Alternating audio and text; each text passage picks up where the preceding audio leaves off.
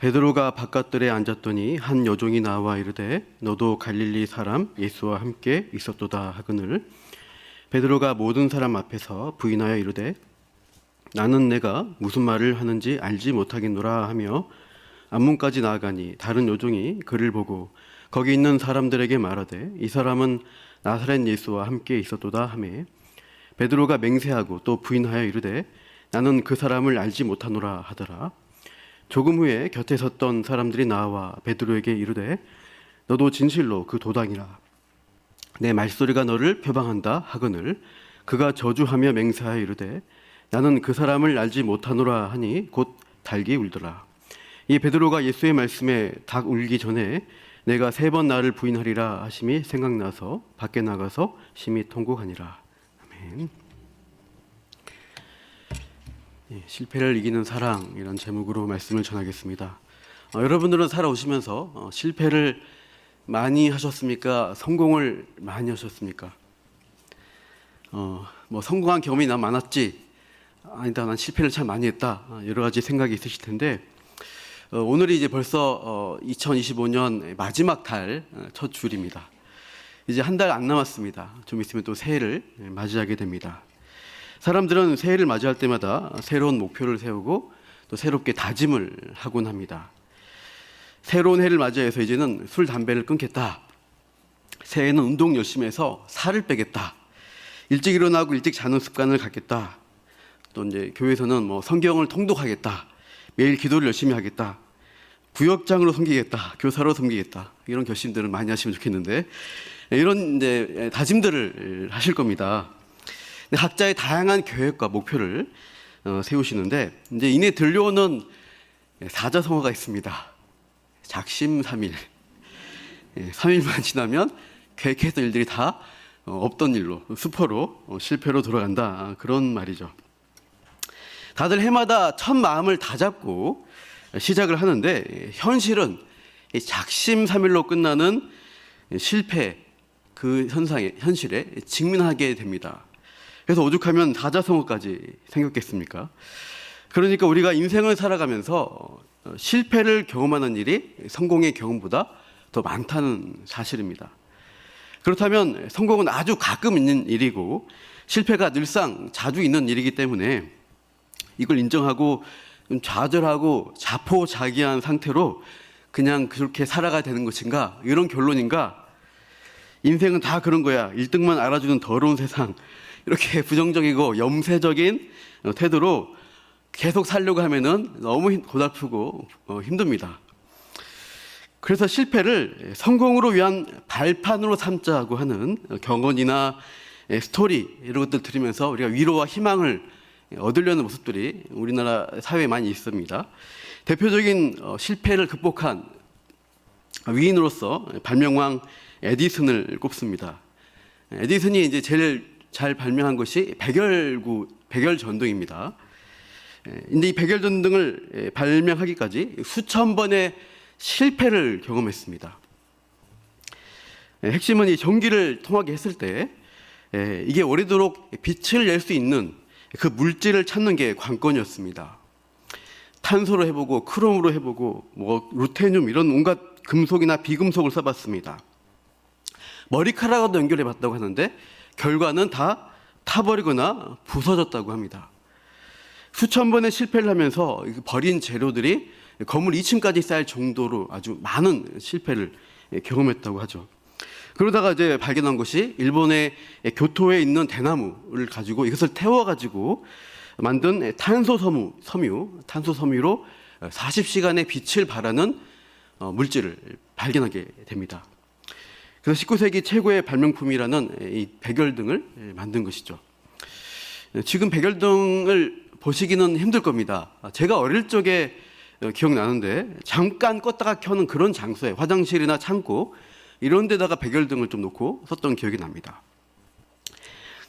백열등이 너무나 비효율적이기 때문이죠. 전기 에너지의 5%만 빛으로 나오고 나머지 95%는 열로 소비되는 것입니다. 너무나 비효율적이어서 이 백열등이 점점 사라지고 보통은 이제 오랫동안 형광등을 많이 사용했습니다. 이제는 어떤 등, 위에 보시면 이 밝게 빛나는 등, 이 등이 아마 LED 등일 겁니다. LED 등을 개발하면서 이제 좀 더 효율적인 빛을 밝게 비출 수 있고 전기를 덜 쓰이는 이런 등을 우리가 쓰고 있습니다. 근데 이것도 여러 번의 실패를 통해서 개발되었을 것으로 보입니다. 그러니까 실패를 통해서 성공까지 나아간 에디슨, 실패는 성공의 어머니다, 이런 명언을 남겼죠. 이런 실패를 통해 성공을 기대할 수 있다는 스토리와 격언은 우리의 자아 성장과 또 자기 발전에 좋은 동료가 됩니다. 내가 하는 일에 대한 어떤 희망을 품고 나아갈 수 있는 힘을 불어넣습니다. 제가 지금 설교 말씀에서 다루려고 하는 실패는 좀 다른 성격의 내용입니다. 그러니까 실패할지라도 끊임없이 노력하면 성공으로 바뀔 수 있다가 아닙니다. 성경이 강조하고 초점을 맞추는 실패는 영적인 실패입니다. 성경은 의와 구원에 있어서 우리의 전적인 타락, 전적 무능한 존재임을 우리의 실상을 밝히고 있죠. 로마서 3장 10절부터 12절에 나오는 말씀은 이렇게 되어 있습니다. 같이 읽어보겠습니다. 기록된 바 의인은 없나니 하나도 없으며 깨닫는 자도 없고 하나님을 찾는 자도 없고 다 치우쳐 함께 무익하게 되고 선을 행하는 자는 없나니 하나도 없도다. 없다, 하나도 없다, 이렇게 말씀하고 있어요. 그러니까 우리의 어떠한 노력으로도, 우리의 힘으로 하나님을 찾을 수도 없고 의롭게 될 수도 없는, 스스로를 구원할 수 없는 존재가 우리다라고 우리를 실패한 무능한 존재로 규정하고 있습니다. 오늘 본문에서 베드로가 이러한 모습을 잘 보여주고 있어요. 베드로는 그 일생일 때 가장 큰 실패를 경험한 밤을 보내고 있는 중입니다. 그가 가장 사랑하고 가장 충성스럽게 따르겠다고 다짐했던 스승을 3번이나 모르겠다고 부인하고 저주맹세까지 하면서 했던 외면했던 끔찍한 밤, 이 장면을 오늘 본문이 말씀하고 있습니다. 이 베드로가 예수님을 부인한 이 일은 4개 복음서 모두에 기록이 되어 있습니다. 그만큼 의미가 있고 중요하다는 뜻이죠. 사복음서에서 다 예수님은 베드로의 실패를 예견하셨고 실제로 베드로가 실패했음을 기록을 하고 있습니다.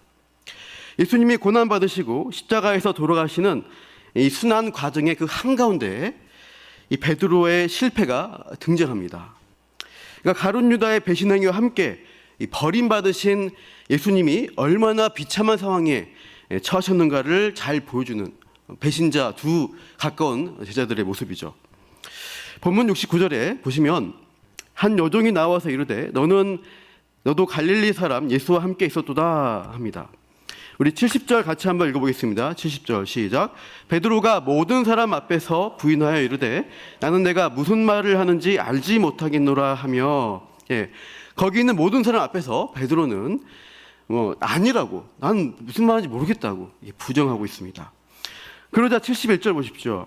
앞문까지 나아가니 다른 여종이 그를 보고 거기 있는 사람들에게 말하되 이 사람은 나사렛 예수와 함께 있었도다, 이렇게 말하죠. 72절 다 같이요. 베드로가 맹세하고 또 부인하여 이르되 나는 그 사람을 알지 못하노라 하더라. 맹세하죠. 신문 받으시는 예수님께 더 가까이 나아가면서 또 다른 여종이 찾아와서 질문을 하게 되자 베드로 이제 맹세를 걸면서 부인합니다. 나는 예수를 전혀 모르는 사람이요. 이 베드로의 말투에서 나타나는 갈릴리 사람만의 사투리가 나타나는데 이것을 의혹 제기를 또 하게 되죠. 73절 보시면 조금 후에 곁에 섰던 사람들이 나와 베드로에게 이르되 너도 진실로 그 도당이라 내 말소리가 너를 표명한다 하거늘 너 역적 예수당 맞잖아. 너 갈릴리 사투리 똑같이 쓰고 있잖아 라고 지적을 합니다. 그러자 3번째로 베드로가 부인을 하죠. 74절 다 같이요. 그가 저주하며 맹세하여 이르되 나는 그 사람을 알지 못하노라 하니 곧 달기 울더라. 이번에는 저주까지 하면서 예수님을 모른다고 부인합니다. 그러니까 이 표현은 이제 예수님을 저주했다라기보다는 자기 말의 진정성을 강조하기 위한 자기 저주의 표현일 것입니다. 우리나라 관용어에서도 내 말이 거짓말이면 10손가락에 장을 지지겠다 이런 말을 하잖아요. 간장을 끓이면 물보다 조금 100도보다 더 높이 올라갑니다. 그러니까 그 뜨거운 데다가 열 손가락 질 각오를 하고 내가 말한다. 그러니까 내 말을 믿으라. 이걸 지금 이제 얘기하는 건데, 그런 다짐하는 말도 많이 들었지만 실제로 열 손가락 그 화상 입은 사람 본 적이 없습니다. 그만큼 사람들이 수세에 몰리니까 위기 모면을 해보려고 과장된 표현으로 이렇게 맹세를, 저주를 하는 것입니다. 베드로도 마찬가지입니다. 이 권력자들 앞에서 이제 공범으로 몰려서 끌려갈 수 있으니까 위기다 싶어서 자기 말이 거짓말이면 하늘의 저주를 받겠다. 하나님이 저주 내면 달게 받겠다. 이런 식으로 표현을 한 것이죠. 이 장면을 보면서 우리가 예수님과 이 베드로의 모습에서 대조되는 장면을 떠올릴 수 있습니다. 이 신문 받는 것과 더불어서 실질적인 폭행으로 위협을 당하고 계시는 예수님이 그 권력자들 앞에서 굉장히 당당하신데, 몇몇 여종의 의혹 제기에 비굴해지고 있는 베드로의 모습이 굉장히 대비가 됩니다. 최고의 남성, 힘을 가진 권력자들 앞에서 목숨을 건 신문을 받고 있는데 예수님은 당당하게 대응하십니다. 반면에 여성인 여종들 앞에서 신문도 아닌 의혹 제기만으로도 금세 무너지고 마는 이 베드로의 굴욕적인 모습이 극과 극의 대조를 이루고 있습니다. 예수님은 진실을 말하라는 신문에 자신이 하나님의 아들이심을 당당하게 밝히시는데, 베드로는 자신이 예수님과 함께 지내왔던 제자라는 사실을 맹세하면서 숨기려고만 합니다. 예수님은 하나님을 모독했다는 신선 모독죄로 거짓 고소를 당하고 계시는데, 베드로는 자신의 거짓말을 증명하려고 어떻게 보면은 신선 모독적인 저주 표현까지 사용하면서 위기를 모면하려고 합니다. 이렇게 베드로는 예수님 앞에서 완전히 실패하고 무너지고 맙니다. 바로 몇 시간 전 베드로는 예수님을 위해서 나는 죽을 수 있다 하고 당당하게 외쳤습니다. 실제로 예수님을 지키기 위해서 베드로의 품속에 칼을 가지고 다녔죠. 예수님 잡히실 때 어떻게 합니까? 실제로 칼을 휘둘러서 대제사장의 종이었던 말고의 귀를 잘라버렸습니다. 그러던 베드로가 이제 자기가 살기 위해서 예수님을 모른다고 저주 맹세까지 하고 있다는 것이죠. 3번이나 예수님을 부인하자 곧 달기 울었습니다. 그 닭소리에 예수님이 하신 말씀을 떠올리고 어떻게 하게 됩니까? 우리 75절 말씀 마지막 같이 읽어보겠습니다. 이에 베드로가 예수의 말씀에 닭 울기 전에 내가 3번 나를 부인하리라 하심이 생각나서 밖에 나가서 심히 통곡하니라. 예수님의 말씀이 떠올려졌고 그 말씀 앞에 마음이 무너지면서 나가서 심히 통곡을 하게 되었습니다. 베드로라는 이름의 뜻이 무엇인지 잘 아시죠? 반석이라는 뜻입니다. 큰 견고한 바위입니다. 굳건한 반석과 같다는 이 베드로가 그 이름도 무색하게 반석이기는커녕 묵사발처럼 무너지고 통곡하고 있습니다. 다른 복음서에서는 이 일 이후에 베드로가 회복되는 장면이 나와 있습니다. 그러나 이 마태복음을 볼 때는 더 이상 베드로가 이 75절 이후로는 등장하지 않습니다. 75절을 끝으로 이 어둠 속에서 통곡하는 것이 베드로의 마지막 모습이 되고 있습니다. 이렇게 베드로에 대해서 실패한 모습으로 끝맺는 이 마태복음의 의도는 무엇일까요? 그런 실패자의 모습, 베드로와 같은 처지가 곧 우리 자신들, 예수님을 따르고자 하는 우리 자신들의 실상이라고 고발하는 것이 아닐까요? 실패가 우리의 실상이라는 것을 과거, 현재, 미래적으로 3가지로 정리할 수 있습니다. 첫째, 실패는 사실입니다. 성경에 나오는 역사적 사건들로부터 실패가 과거로부터 우리에게 주어진 숙명인 것을 알려주고 있습니다. 맨 처음 등장하는 성경의 인물은 아담과 하와입니다. 창세기 처음부터 아담과 하와가 실패한 사건을 자세하게 다루고 있습니다. 아담과 하와는 모든 면이 잘 갖추어진 완벽한 환경 가운데 살았는데도 실패했습니다. 아브람도 믿음의 조상으로 부름받았지만 실패합니다. 아내를 누이라 속이고 사라가 하가를 학대하도록 방치하죠. 사무엘도 실패했습니다. 엘리 제사장이 아들들을 잘 가르치지 못한다고 책망받고 비참한 최후를 맞이한 사건이 사무엘서 초반부에 있는데도 사무엘 자신도 2 아들을 제대로 건사하지 못합니다. 기드온도 미디안 족속에게 큰 승리를 거두었지만 나중에 왕처럼 군림하면서 우상숭배 비밀을 그 에봇을 만들어서 이스라엘의 참 우상숭배를 주장하게 되죠. 모세와 다윗의 실패도 유명합니다. 모세는 무리바에서 반석을 명하여 물을 여야 했는데 화를 내면서 지팡이로 2번이나 치는 불순종으로 나아갔습니다. 연전연승하던 다윗은 나중에 게을러지고 회의되니까 간음과 살인죄 자리로 유혹을 받고 나아가게 되었습니다. 모든 이스라엘 왕들은 실패를 경험했고 유다 왕들은 결국 뒤로 가면서 순종함에 실패해서 남북 이스라엘 나라는 지도상에서 사라지고 말았습니다. 신약 시대에 들어와서도 마찬가지입니다. 베드로뿐 아니라 모든 다른 제자들이 예수님을 버리고 도망쳤습니다. 우리 본문 바로 앞에 56절을 잠깐 보시겠습니까? 56절 끝에 보시면 이렇게 나오죠. 이에 제자들이 다 예수를 버리고 도망하니라. 56절에 베드로가 나오기 전에 다른 제자들은 어떻게 했는가를 알려주고 있어요. 다른 제자들이 베드로처럼 예수님을 부인하는 죄를 저지르지 않았던 이유는 단지 그 현장에 없었기 때문입니다. 이렇게 성경은 처음부터 끝까지 인간이 실패하는 내용들로 꽉 차 있습니다. 우리 이 말씀 읽어보겠습니다. 창세기 6장 5절, 예레미야 17장 9절입니다. 같이.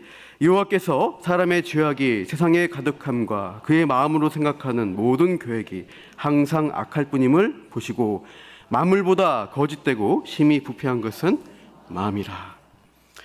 성경은 이렇게 우리 인간의 실패를 규정을 하고 있습니다. 그래서 내가 실패한 적이 없다고 베드로와 다르다고 생각하고 싶은 유혹이 그런 생각이 들거든 우리가 제대로 현실을 직시해야 되겠습니다. 스스로를 속이고 있구나 이렇게 판단하시면 됩니다. 실패는 성경적 사실입니다. 실패는 성경이 우리에게 알려주는 진실이에요. 예전부터 우리는 그랬고 우리 인류의 초반부터 그랬고 지금 나도 그렇다는 것이죠. 둘째, 실패는 현실입니다. 예수님을 믿고 그리스도인이 된 다음에는 이제는 내가 예수님 믿었으니까 이제는 내가 실패하지 않을 거야. 이 사실을 인정하지 않으려고 하는 그런 고백이 경향이 있습니다. 처음 언급한 대로 매년 새해가 되면은 성경 일독을 하겠다 다짐하면서 통독을 시작합니다. 좋은 신앙서적도 읽어야겠다. 성경 공부, 신앙훈련 통해서 믿음이 자라가야겠다. 또 은혜로운 찬양 집회를 찾아가겠다면서 우리 교회는 없지만 화요, 목요, 금요 찬양 집회들 하는 교회들이 있습니다. 특별히 우리 교회 금요기도회 아주 찬양이 은혜로운데 참여하시면 또 좋습니다. 저는 이렇게 여러 가지 훈련에 신앙적인 노력들을 하면서 선대 크리스찬으로서가 아니라 더 많은 시간을 내어서 신앙적 열심을 신앙적 성장을 이루고자 애를 쓰시는 분들 잘하시는 것입니다. 그런데 그 열심을 낼 때 내가 성공한 그리스도인이냐, 내가 진짜 다른 사람 남들과 다른 정말 성숙한 그리스도인이냐라고 그 모습만을 꿈꾼다면은 문제가 됩니다. 신앙적 열심을 내고 훈련 받는 게 나쁘지 않습니다. 유익합니다. 그런데 그런 모임과 예배와 간증 집회에 참여하면서 내가 이렇게 애쓰고 수고하는데 내 신앙은 실패하지 않아 이렇게 자신 있게 여긴다면은 이 태도가 문제가 됩니다. 열심히 신앙생활을 애쓰고 훈련 받아도 여전히 우리는 실패하는 그리스도인이다 이 사실에서 벗어날 수 없습니다. 겉으로는 죄짓지 않고 주일 예배 잘 드리고 주일 성수하고 성도들과 지체들과 잘 지내고 있어서 나는 별 문제 없는 사람이라고 여길 수 있습니다. 그러나 아무도 보지 않는 곳에서 혼자 있는 곳에서 내 말이나 행동, 내 생각에서 아무 문제가 없던가요? 죄를 짓지 않던가요? 우리 마음속에 일어나는 생각들에서 주님을 부인하는 일들이 있지 않았습니까? 믿는 사람의 모임이나 그런 장소에서 예수님을 잘 믿는 것은 칭찬이 됩니다. 그러나 예수님을 믿지 않는 사람들이 모인 장소라든가 어떤 공공장소에서 예수님과 상관없이 사는 사람들처럼 그냥 똑같이 보여주길 바라는 마음들이 더 많이 드는 게 사실입니다. 제가 어디 놀러 갔는데 누가 목사님 하고 큰 소리를 부르면 제가 화들짝 놀랍니다. 편하게 이렇게 엎드려 누워있다가 갑자기 무게 잡고 앉아야 될 것 같고 근엄하게 말해야 될 것 같고 흐트러진 모습 보이면 안 될 것 같고 목사님 되는 순간에 어떤 직업적 선입견이 확 몸에 갖춰집니다. 불편해지는 것이죠. 놀러 와서까지 목사님 호칭 부르는 것은 부담스럽습니다. 제가 어디 수영장 가서 목사님 크게 부르면 안 됩니다. 제가 수영 팬티만 입고 있는데 민망하죠. 예전 교회에서 멋지게 수영하고 있었는데 저 레인 끝에 우리 교회 권사님이 계셨던 거예요. 제가 이제 안경을 벗으니까 앞이 안 보여가지고 멋지게 이제 평행하면서 막 이렇게 수영하고 갔습니다. 끝에 가서 딱 저 양이 벗으니까 딱 하니까 권사님 목사님 부르시는 거예요. 반갑기도 했지만 많이 민망했습니다. 모른 척 하시거나 그럴 때는 조용히 불러주시면 됩니다. 호칭을 부담스러워하는 것이 이제 예수님 부인하는 것은 아니지만 우리가 살아가면서 종종 홀로 있을 때나 또 우리 마음속 생각 속에서 예수님을 부인하는 듯한 언행을 하는 경우가 없지 않습니다.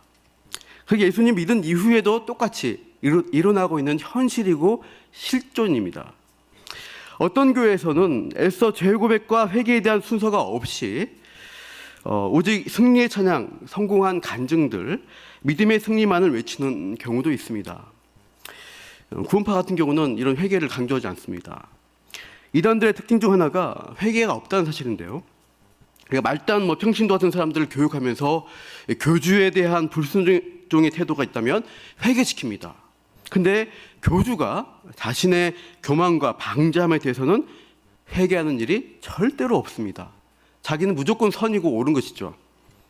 자기가 신이 되었기 때문에, 신으로 포장되었기 때문에 자기의 언행에 오류가 있거나 죄가 있어서 회개한다고 하면은 그 집단에서 권위가 떨어집니다. 그래서 무지한 성도들은 그런 사람을 보고 카리스마가 있다, 신적 권능이 있다라고 오히려 좋아하는데 어떻게 보면 종교 중독에 빠졌다고 할 수 있습니다. 정말 하나님의 사람이고 성경적인 영적 지도자인지 분별하는 방법 하나를 알려드리겠습니다. 그 자신이 여전히 죄인이고 말씀에 불순종하며 넘어지는 실패자라는 것을 인정하는지 안 하는지를 보시기 바랍니다. 그래서 그 영적 지도자 자신도 늘 하나님 앞에서 회개하며 물으며 나아가는 그런 모습이 있는지를 살펴보시기 바라요. 나는 실패하지 않고 완벽하며 회개할 필요도 없다고 하면은 나는 다 옳고 넌 틀렸다, 니들은 틀렸다, 이런 태도로 일관한다면은 굉장히 문제가 많습니다. 이단 교주와 같은 굴림의 모습인 거예요. 꼭 이단이 아니더라도 정상적인 교육 간판을 달고 있는데 카리스마를 운운하면서 성도들을 권위로 지배하려고 하고 자신의 죄와 실패를 인정하지 않는 목회자라면은 주의하시기 바랍니다. 베드로가 부활하신 예수님을 만난 이후에, 회복을 경험한 이후에 여전히 실패한 모습을 적나라하게 보여주고 있죠. 갈라디아서 2장을 보시면은 바울은 베드로를 엄히 책망합니다. 안디옥 교회 방문한 베드로가 외식함으로 인해서 복음이 막히고 이방인 성도들이 상처를 입었습니다. 베드로가 복음의 자유 안에서 이방인과 식사 교제를 하고 있었는데 예루살렘에서 어떤 사람들이 온다고 하니까 급히 이방인 성도와의 관계를 선을 그어버려요. 돌변해 버리니까 영적 지도자라는 사람이 체면과 사람의 이목 때문에 복음을 거스른 행동을 한 것입니다. 아무리 베드로가 예루살렘 교회 지도자가 되었다고 해도 그것은 여전히 실패한 것은 사실이죠. 그래서 바울은 공개적으로 그것을 책망했고 베드로도 회개의 모습을 나타낸 것입니다. 이 성경에 기록된 사실이죠. 우리도 그리스도인이 되었어도 여전히 실패합니다. 목사가 되고 장로가 되고 집사 권사가 되어도 실패하는 연약한 자라는 것을 스스로에게 인정하시기 바랍니다. 우리의 수치를 덮고 계속 나는 승리하고 있어, 잘하고 있어라는 그리스도인으로 포장하고 싶어하는 마음이 있습니다. 이렇게까지 내가 했으면 이제 어느 정도는 죄로부터 자유롭지 않겠는가? 여전히 똑같은 죄에 넘어지는 쉬운 자라는 사실, 우린 여전히 실패하는 그리스도인이다, 이것을 인정하는 것이 정직한 것입니다. 세 번째, 실패는 예견됩니다. 앞으로 우리는 또 실패할 거예요. 예수님은 유다와 베드로의 실패를 예견하셨습니다. 앞에 본문 26장 21절을 가보시기 바랍니다. 마태복음 26장 21절을 가보시면 예수님이 이렇게 미리 말씀하신 게 있습니다. 26장 한번 보십시오. 26장 21절에 너희 중에 한 사람이 나를 팔리라, 이렇게 말씀하세요. 그러자 22절에 보시면 제자들은 근심하면서 이렇게 확인합니다. 각자 여짜오되 주여 나는 아니지요. 제자들이 너나 없이 자기는 아니지요 이렇게 항변하고 있어요. 저는 그럴 수 없습니다. 다음에 31절을 보십시오. 예수님이 이렇게 밝히 말씀하시죠. 31절에 오늘 밤에 너희가 다 나를 버리리라. 예수님이 버리다니요. 제자들이 큰 충격 가운데 항변을 더 크게 합니다. 저는 절대 아니죠. 저는 그렇지 않겠습니다. 특히 베드로가 강하게 항변하죠. 33절을 보십시오. 33절에 베드로가 대답하여 이르되 모두 주를 버릴지라도 나는 결코 버리지 않겠나이다. 이 다른 제자들 11명 다른 제자들은 다 모르지만 버릴지라도 나는 절대 안 버립니다. 이렇게 확신 있게 외치는 베드로에게 예수님이 뭐라고 말씀하십니까? 34절에 나오죠. 오늘 밤 닭 울기 전에 네가 3번 나를 부인하리라. 예수님은 유다가 배신하고 베드로가 실패할 것을 다 예견하셨던 것입니다. 베드로는 3번째 부인하고 달기 울 때 예수님의 말씀을 떠올리고 이제 밖에 나가서 심히 통곡하게 되었습니다. 누가복음에서 보면 예수님이 돌이켜 베드로를 보셨을 때 예수님의 말씀이 떠올랐다라고 기록되어 있습니다. 예수님과 눈이 마주치면서 닭이 울면서 눈이 마주쳤는데 베드로는 그때 깨달았습니다. 예수님이 나의 실패를 미리 다 아셨고 내가 이렇게 될 거라는 것을 말씀하셨구나. 그래서 말씀하셨구나. 그래서 나가서 통곡하며 눈물을 흘렸죠. 예수님은 구약의 예언을 인용하여 자신이 배신당하고 완전히 버림받는 현실을 예견하셨고 그것도 그대로 성취가 되었습니다. 우리가 성경의 증거들을 보면은 말씀 그대로 이루어지는 것을 확인할 수 있습니다.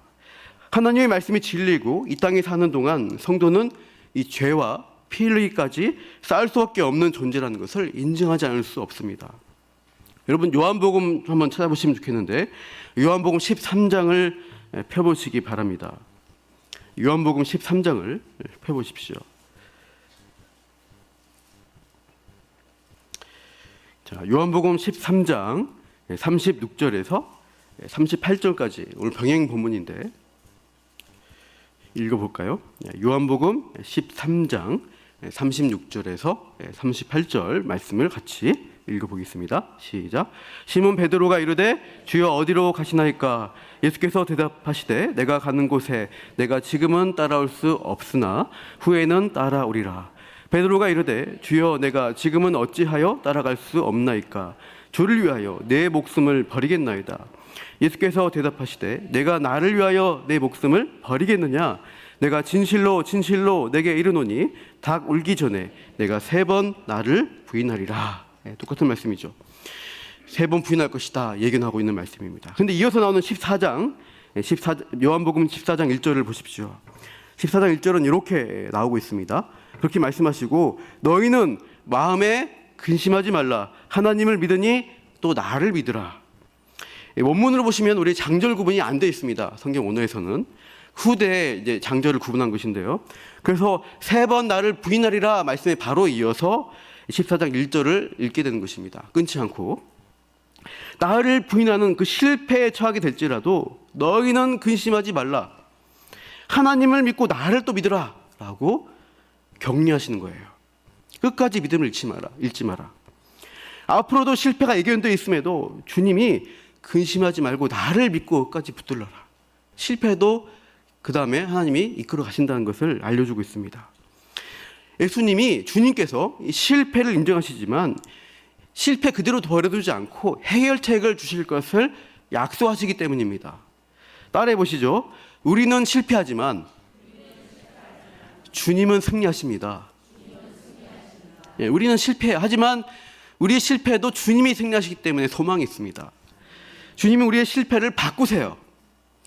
이 2가지로 우리의 실패를 해결하시고 변화시키는 것을 말씀드리겠습니다. 첫째로 우리의 실패는 따라하지 않으셔도 되는데 따라하실래요? 우리의 실패는 용서받습니다. 예수님은 베드로의 실패를 예견하기 전에 베드로를 위해서 기도하셨어요. 누가복음 22장 31, 32절 읽어볼게요. 시작. 시몬아 시몬아 보라 사탄이 너희를 밀 까부르듯 하려고 요구하였으나 그러나 내가 너를 위하여 내 믿음이 떨어지지 않기를 기도하였노니 너는 돌이킨 후에 내 형제를 굳게 하라.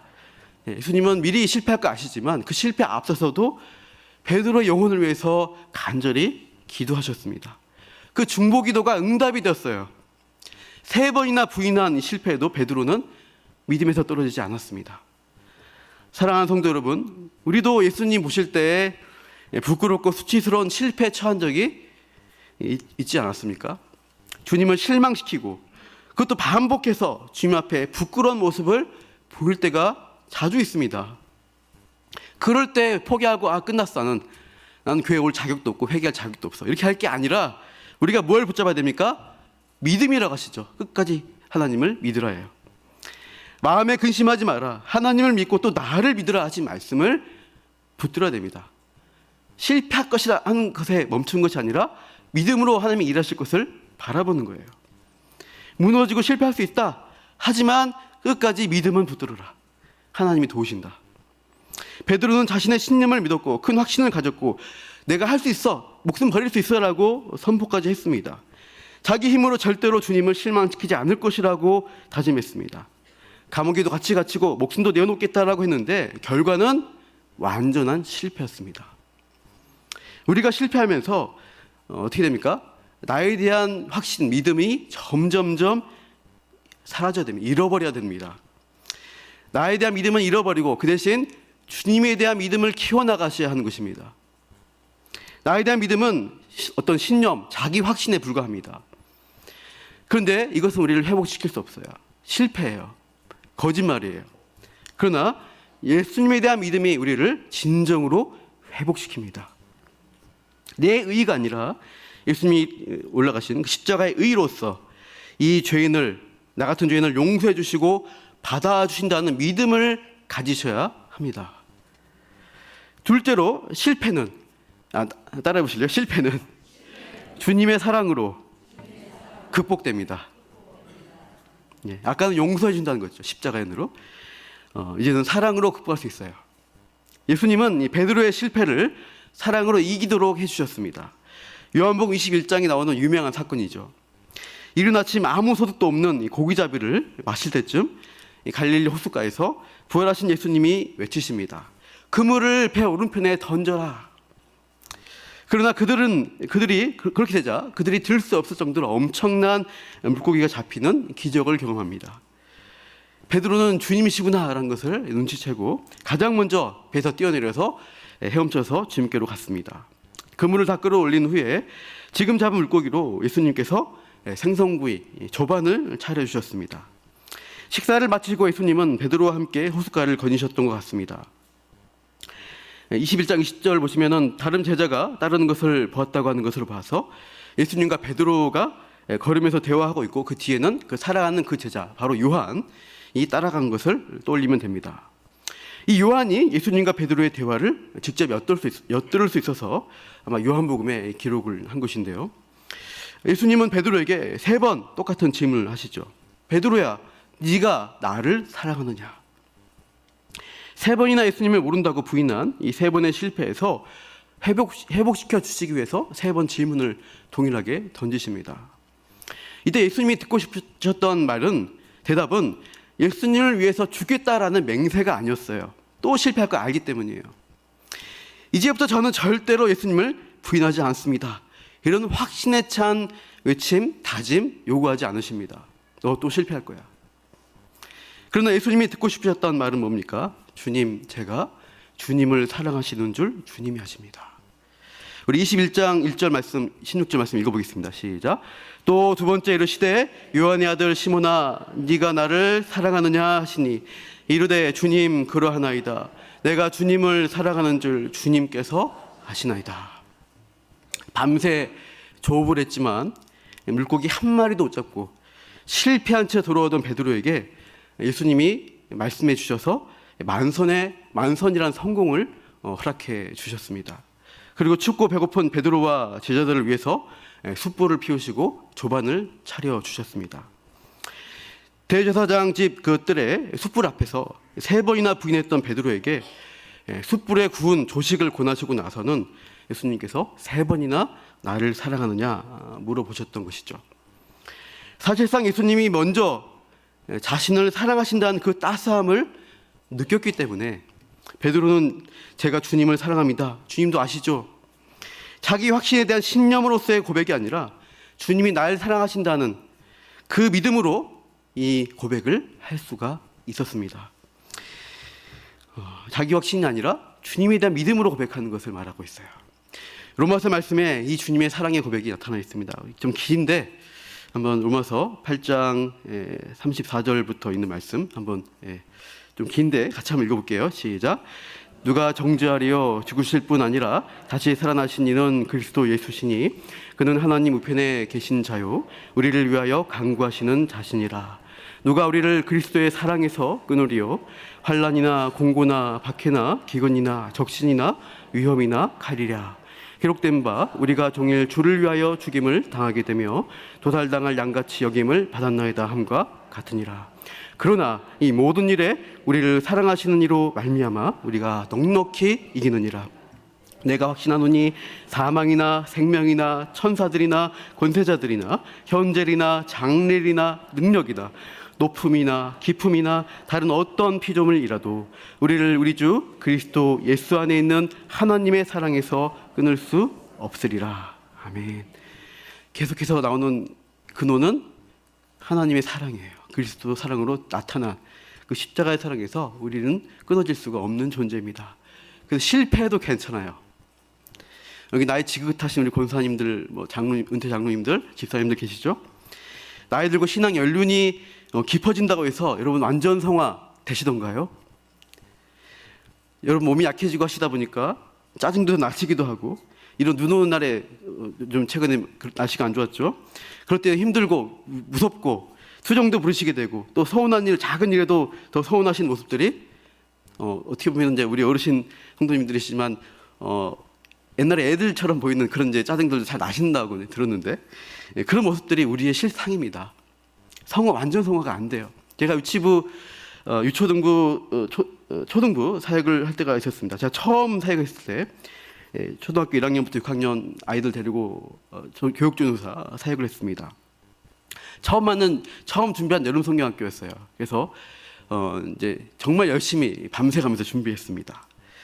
그 교회 역사상 재밌었다고 애들이 막 말할 정도로 막 이제 그렇게 막 다들 좋아하시고 애들도 막 즐거웠다 행복했다 막 이렇게 하는 시간이었습니다.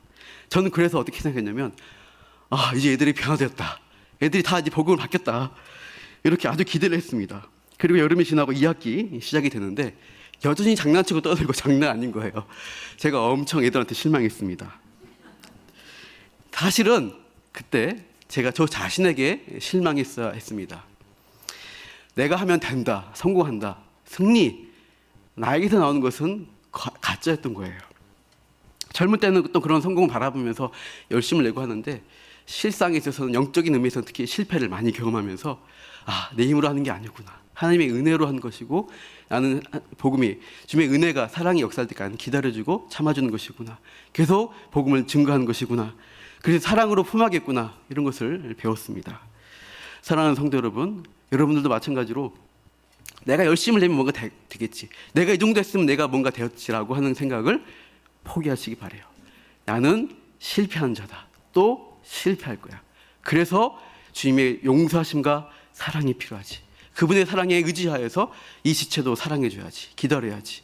이렇게 믿음으로 주님의 용서와 사랑으로 우리는 실패하지만 주님 믿음 안에서 성공하시는 여러분들 되시기를 축원합니다.